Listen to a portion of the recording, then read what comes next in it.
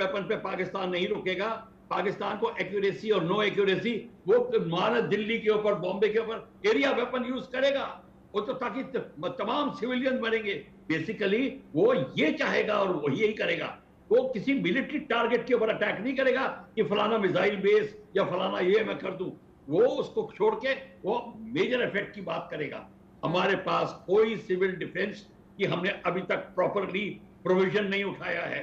अगर आपके पास प्रोविजन उठाता तो हमारी सिविल डिफेंस एक्सरसाइजेज में nuclear medicinal devices, nuclear shelter, nuclear bomb proof shelter. देखिए कीव जैसी सिटी में मैंने देखा है, पूरी कीव की जो पॉपुलेशन है यूक्रेन की, कीव की, वो 6 महीने अंडरग्राउंड रह सकती है, इतनी उनकी प्रोविजन है। हर एक स्विट्जरलैंड में घर बनता है, उसका न्यूक्लियर शेल्टर घर के नीचे होता है। ये होती है नेशनल पॉलिसी। हमारी नेशनल पॉलिसी ही नहीं है इस बात के ऊपर। हमें प्रॉब्लम यहां पे आएगी अगर हमारी ये सब प्राविधान हम कर दें कि अपने लोगों को बचाने की पहले बात करें, फिर आप न्यूक्लियर वेपन की लड़ाई की बात करें, तब आप बॉक्सिंग रिंग में उतरिए कि अगर आपको 3-4 लग भी गए तो आप खड़े रहेंगे। ये चीज हमारे को बड़ी भारी पड़ेगी। पाकिस्तान को तो है ही, पर उससे क्या फर्क पड़ता है, हम तो खत्म हो गए। इसीलिए पाकिस्तान को अपने से कंपैरिजन में मत लाइए। आपको पूरी प्रिपरेशन करनी पड़ेगी कि आपकी न्यूक्लियर डिफेंसेस रेडी हैं कि नहीं है। न्यूक्लियर वॉर और नो न्यूक्लियर वॉर हमें ये करना पड़ेगा। उसको उसमें जो नेशनल सिविल डिफेंस की एक्सरसाइज होती हैं उसमें बहुत बड़ा चैप्टर होता है, और हम न्यूक्लियर वेपन्स को किस तरीके से न्यूक्लियर शेल्टर को बनाते हैं, किस तरह न्यूक्लियर इवैक्यूएशन करते हैं, कैसे मेडिसिन डिवाइस होती हैं, इनकी प्रैक्टिस लगातार कम से कम 1 साल में 1 या 2 बार जरूर करनी चाहिए अपनी पॉपुलेशन को। तब बात बनेगी, तब हम कहेंगे हम तैयार हैं। आप कितने भी न्यूक्लियर और ले लीजिए, आप 200 ले लेंगे, वो 180 ले लेगा, इससे कोई फर्क नहीं पड़ता। और एक्यूरेसी ऑफ वेपन्स की बात कर रहे थे, मानना हमारी सीईपी सेंट्रल एरर प्रोबेबिलिटी अच्छी है, हम मानते हैं, पर उनकी अगर हमसे इनएक्यूरेट भी होगी फिर भी लोग मारेंगे, फिर भी हमारे एरिया को ध्वस्त करेगा। तो हमको इस बात की चिंता पाकिस्तान की ओर से यूके देवनाथ सर, ये बात एक्सपर्ट्स जो कह रहे हैं वो पीओके का जिक्र करते हुए कह रहे हैं, लेकिन पीओके में तो खुद वहां पर जो जनता है उसमें जबरदस्त गुस्सा है पाकिस्तानी सरकार के खिलाफ। ऐसे में पाकिस्तान के एक्सपर्ट्स की ओर से इस तरह की बातें करना, सोशल मीडिया पर भी इसको लेकर चर्चा बहुत ज्यादा है। सर आप दोनों मेरे साथ बने रहिए, अगली बड़ी खबर का रुख हमें करना होगा। तिब्बत पर चीन को भारत का करारा जवाब, दुनिया के सामने भारत खोल रहा है चीन की पोल। अमेरिका ने भी चीन के खिलाफ मोर्चा खोल दिया है। तिब्बत पर भारत और अमेरिका एक साथ आ गए हैं। तिब्बत पर भारत और अमेरिका के प्लान से चीन परेशान है। भारत और अमेरिका ने चीन की टेंशन को बढ़ा रखा है इस वक्त। चीन को अमेरिका का एक बार फिर से चैलेंज, ताइवान को खतरनाक हथियार सप्लाई करेगा अमेरिका, ये जानकारी मिल रही है। ताइवान ने भी चीन को अल्टीमेटम दे दिया है। चीन को मुंहतोड़ जवाब देने की तैयारी में ताइवान नजर आ रहा है। ताइवान और चीन के बीच पहले से रिश्ते ठीक नहीं, और अब अमेरिका की एंट्री से और ज्यादा ड्रैगन चिढ़ा हुआ है इस वक्त। इस पर मेरे साथ प्रफुल्ल बख्शी सर, साथ ही साथ यूके देवनाथ सर जुड़े हुए हैं। यूके देवनाथ सर, जब दलाई लामा से मुलाकात अभी हाल ही में अमेरिका के सांसदों की ओर से की गई है, उसके बाद से चीन की बौखलाहट और ज्यादा बढ़ गई है। तैयारी बताया जा रहा है चीन की ओर से की जा रही है कुछ?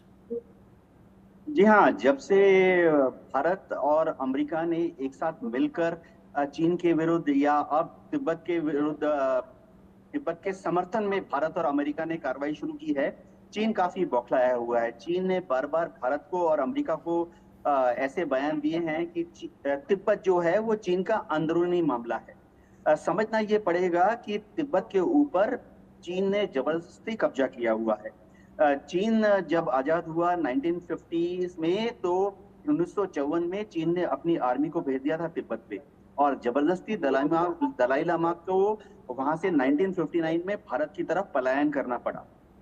इससे चीन बहुत परेशान है, और चीन को लगता है कि भारत और अमेरिका दलाई लामा को चीन के विरुद्ध तिब्बत में इस्तेमाल करेंगे।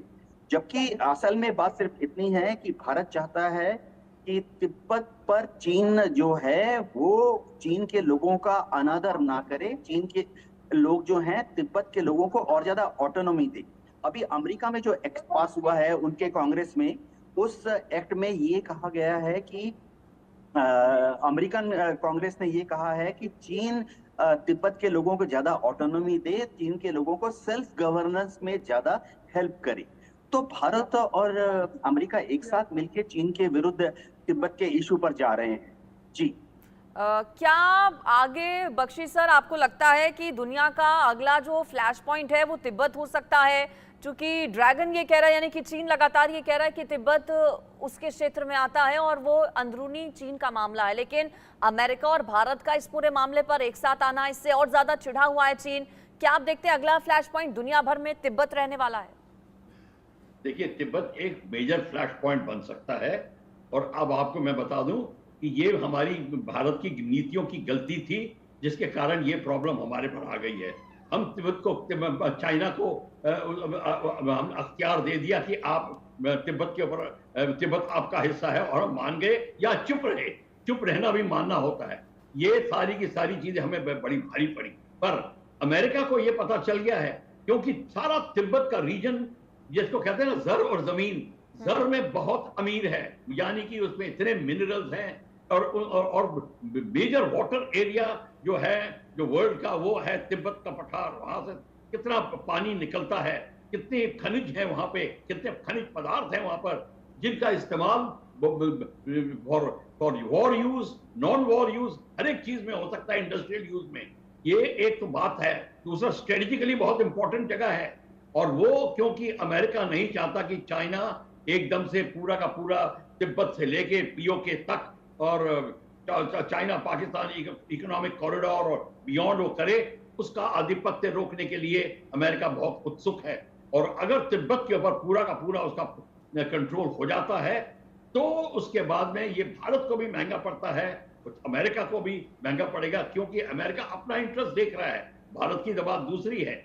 इसीलिए तिब्बत के थ्रू उसके ऊपर प्रेशर बनाया जा रहा है, तिब्बत के रीजन को लेकर।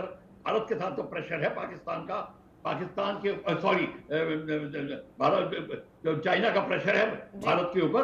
पर सबसे बड़ी बात है कि साउथ चाइना सी में अब पाकिस्तान, चाइना के ऊपर प्रेशर पड़ रहा है, क्योंकि ये सारा का सारा मामला चाइना वहां पे भी खेल रहा है, जैसे कि तिब्बत में खेल रहा है, वैसे ही साउथ चाइना सी में खेल रहा है। और अभी तक आपको पता चल गया है, परसों ही 2 फिलीपींस के जहाज डुबो दिए हैं, आइलैंड फिर कैप्चर शुरू कर दिया है।